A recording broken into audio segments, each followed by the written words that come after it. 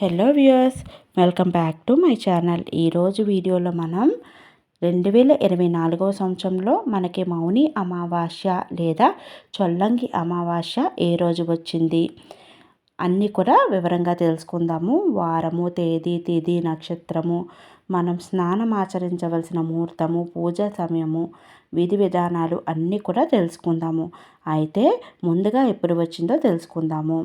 స్వస్తి శ్రీ చంద్రమాన శ్రీ శోభకృతనామ సంవత్సరం ఉత్తరాయణం హేమంత ఋతువు పుష్యమాసం బహుళ అమావాస్య తిథి ప్రారంభం వచ్చేసరికి 9 ఫిబ్రవరి 2024 శుక్రవారం ఉదయం 7:49 నుండి ప్రారంభమవుతుందండి. మరియు మనకి 10వ తేదీ ఫిబ్రవరి 2024 శనివారం తెల్లవారి 5:46 వరకు తిథి అయితే ఉంటుంది. అయితే మరి మౌని అమావాస్య పూజ మరియు స్నానం ఆచరించవలసిన సమయము తెలుసుకుందాము. 9 ఫిబ్రవరి తేదీ తెలుసుకుందాము. 9 ఫిబ్రవరి 2024 శుక్రవారం రోజే మనం స్నానాన్ని అయితే ఆచరించవలసి ఉంటుంది. నక్షత్రం వచ్చేసరికి శ్రవణ నక్షత్రము మనకి రాత్రి 12:34 వరకు ఉన్నది. స్నానం ఆచరించవలసిన సమయం వచ్చేసరికి మనకి 9 ఫిబ్రవరి 2024 శుక్రవారం ఉదయం 6:37 లోపు మనం స్నానాన్ని ఆచరించవలసి ఉంటుంది. మంచి ముహూర్తం అన్నమాట. అయితే మనకి నది స్నానము, సముద్ర స్నానము, ఇంట్లో కాని స్నానం అన్నీ కూడా చాలా విశేషంగా ఉంటుంది. ఈరోజు మనం బయట నదుల్లో కానీ సముద్రాల్లో కానీ స్నానం చేస్తే చాలా విశేషమైన ఫలితాలు కలుగుతాయి అన్నమాట.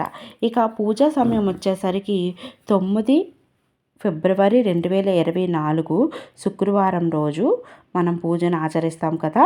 ఉదయం 5:49 నుండి ఉదయం 6:37 లోపు మనం పూజ చేసుకోవచ్చు.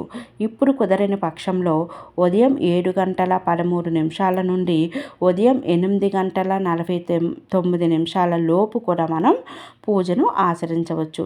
లేదు ఇప్పుడు కూడా కుదరలేదు అనుకునే వాళ్ళు ఉదయం 9:35 నుండి మధ్యాహ్నం 12:38 లోపు పూజని ఆచరించవచ్చు. ఈ 3 సమయాల్లో మనం ఎప్పుడైనా సరే అమావాస్య పూజను ఆచరించవచ్చు. ఈ అమావాస్య చాలా విశేషమైన అమావాస్య. ఈ అమావాస్య రోజు మనం ముఖ్యంగా ఆ శ్రీమన్నారాయణుని లక్ష్మీ అమ్మవారిని ఆరాధిస్తాము. అయితే లక్ష్మీ అమ్మవారిని సంపద కోసము, అదేవిధంగా పితృదేవతలను కూడా ఈరోజు ఆరాధిస్తూ ఉంటారు. అదేవిధంగా నవగ్రహాలను ఆరాధిస్తారు.